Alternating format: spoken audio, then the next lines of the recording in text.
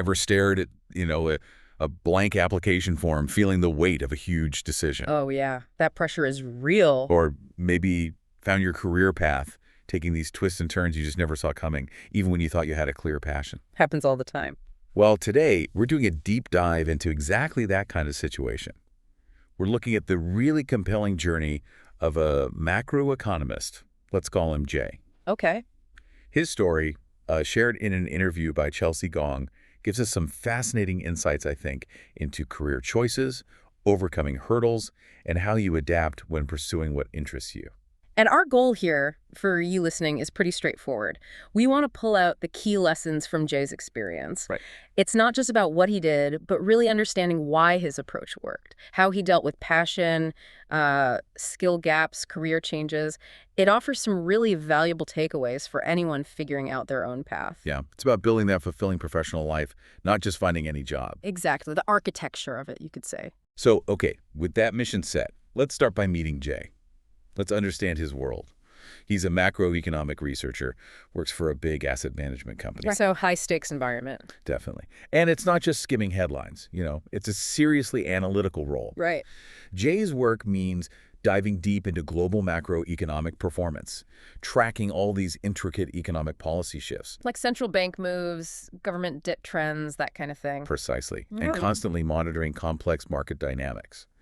And of course, the point of all this observation is to synthesize huge amounts of data to, well, inform his company's investment decisions. Great responsibility. Huge. And his focus areas are quite specific, but also global. He's deep into Asian and Middle Eastern emerging markets. Okay, interesting mix. Yeah, and he also keeps a really close eye on key commodities. Think crude oil, natural gas, iron ore, copper. The building blocks of the global economy, basically. Absolutely.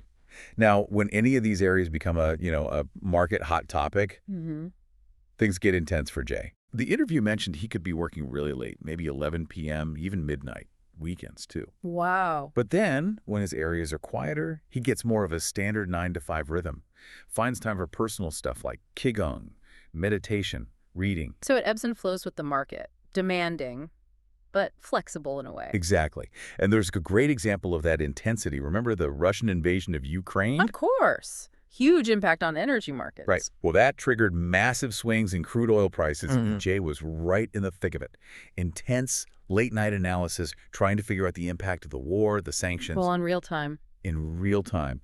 It just shows that immediate link between huge global events and his day-to-day work. And what's really striking there, I think, is how quickly things escalate, right? In a field like his, global events aren't abstract news items. They translate almost instantly into high-pressure demands. It forces you to be constantly vigilant, adaptable. You have to be. Yeah, because understanding how politics, economics, markets all interact isn't just academic, it's critical for managing actual money. You're not just reading charts, you're trying to anticipate what happens next. That's a great way to put it. Anticipating history in motion. So that's the world Jay operates in now. High pressure, always changing. But to really get his journey, we need to rewind. Let's go back to his high school days. Guangzhou, 2008. Okay. He described this incredibly intense study schedule. His words were... Which means... basically starting at sunrise and only resting late at night. Just relentless studying. Wow, sounds grueling. It does. But amidst all that pressure, he shared this really vivid memory, almost charming. Oh, yeah. He talked about this daily ritual, an exhilarating race, literally from his top floor classroom, jumping down the stairs. Jumping down, seriously. To be one of the first into the crowded school cafeteria to grab a meal. Okay. A bit of chaos. He remembers it as this moment of pure, unadulterated excitement. A quick burst of energy, a release from the grind. It's a small thing, but it says a lot, doesn't it? How so? Well, that kind of intense focus, that energy, even for something simple like lunch, it hints at maybe a deeper drive, Yeah. Makes you wonder if that kind of all-in enthusiasm translates later on. That's an interesting point, and that focus definitely carried over to his university decisions. Okay. Jay told the interviewer he chose economics purely out of interest, like genuine fascination. He'd read some economics books, even a university textbook, and just found it captivating. So passion-driven from the start. Totally. He explicitly said he didn't really overthink it, wasn't focused on jobs or money or anything like that. It's just the subject itself. Exactly. Now, he did mention he liked things like English or American literature, too, but they weren't options because he was a science stream student. Ah, okay. System constraints. Right. So his actual university choice was more practical, familiar, close to his high school, fit his exam scores, but the major, that was pure interest. You know, this brings up a really important question for anyone listening, especially if you're making big life decisions. Jay really did, he followed his heart, right? How often do we truly allow ourselves to do that? Especially when society, parents, everyone is often pushing practical things first. Salary, stability, what's in demand. It's huge pressure. You're right. His choice seems quite pure in comparison. It really does. It's a stark contrast to the very calculated approach many feel they have to take. And maybe, just maybe, that pure interest, without all the baggage of expectation, actually builds a stronger foundation for resilience later. I think it absolutely can, yeah. Because if your why, your reason for being interested is really strong and genuine, then even if the how gets difficult, you find another way. Exactly. You're more motivated to find a different how instead of just giving up on the why altogether. And we definitely see that play out in Jay's story next. Okay, so here's where the path takes a really unexpected turn. Gets very interesting. All right. Jay goes into economics. He even gets a master's degree. And his clear goal, his aspiration, was to eventually do a PhD economic research.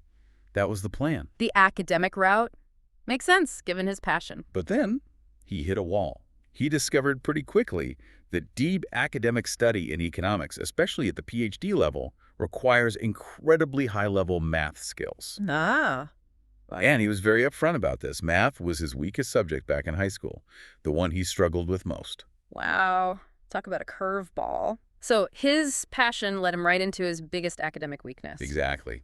It's a powerful reminder, isn't it? Yeah. Even when you're deeply passionate, you can run into these foundational skill gaps you didn't expect. Yeah. And what's important here is understanding it wasn't a lack of interest in economics. No, not at all. It was a specific technical limitation that stopped him from pursuing that particular type of economic work, the highly theoretical research, this bottleneck, he called it. Right, bottleneck. It didn't kill his love for the subject. It just made that specific PhD path seem, well, impossible for him. So for people listening, what's the lesson there? How do you tell the difference between losing interest and hitting a skill barrier? That's a great question. I think it shows that passion isn't magic, right? Sometimes the specific way you want to engage with your passion demands tools or skills you haven't mastered to that degree. Okay. Jay's story highlights that self-awareness is crucial. Recognizing, okay, this super theoretical, math-heavy path isn't my strength, even though I love economics. That wasn't failure. It was clarity. Understanding the specific demands. Exactly. The demands of a certain level or specialization within your field. So what did he do? He hits this major roadblock in his chosen field. Does he just give up on economics? No, and this is where it gets really insightful. He didn't abandon his interest at all. He adapted. He pivoted. Oh. He credited two things. First, that fundamental curiosity was still driving him. Okay, the core interest remained. And second, Colin, he was willing to constantly adjust his goals. That flexibility, I think, is key. That combination seems powerful. Curiosity plus flexibility. Definitely. It's not just adapting, it's like a strategic redirection, fueled by that initial spark. A lot of people might hit a wall like that and just walk away from the whole field. True.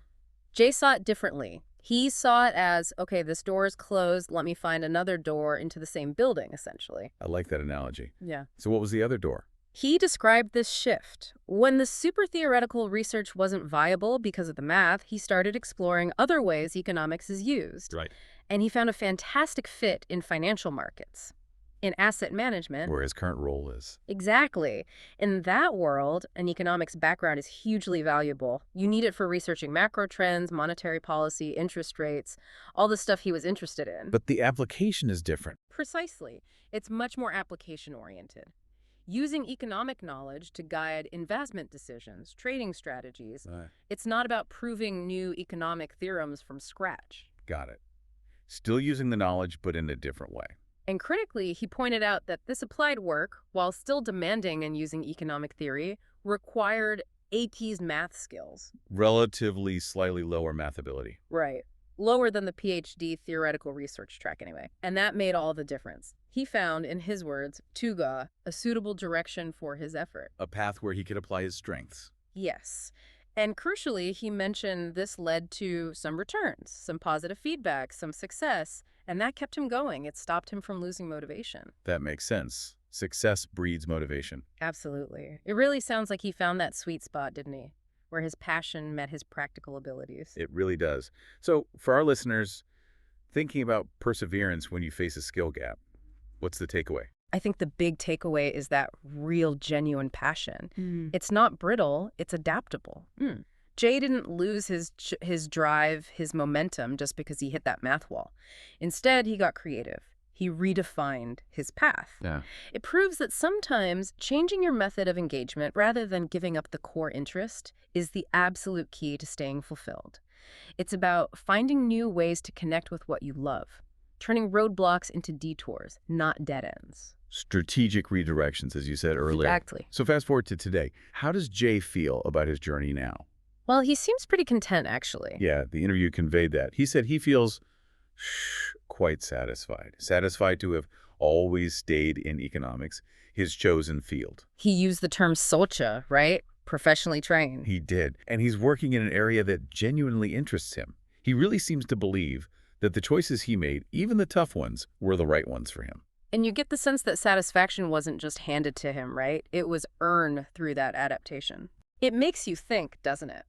How many people might have just abandoned economics entirely when they hit that PhD roadblock? A lot, probably. Yeah. Jay's story really highlights that sometimes fine line between giving up and strategically redirecting when you face what feels like a limitation. It really does. But here's the kicker, and it's wonderfully honest. Okay.